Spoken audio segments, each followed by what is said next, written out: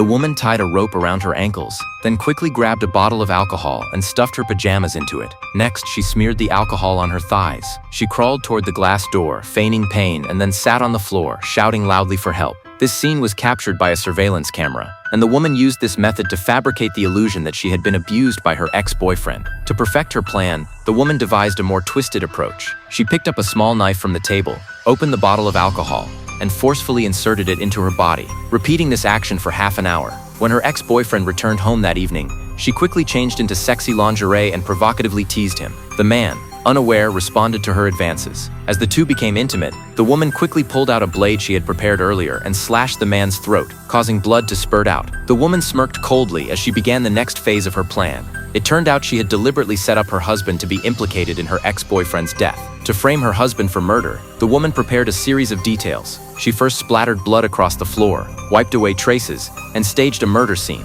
Then she used a metal rod covered in blood, hid it in the fireplace, and made it look like the weapon. To make the frame-up even more perfect, the woman maxed out her husband's credit card and bought an expensive insurance policy under his name.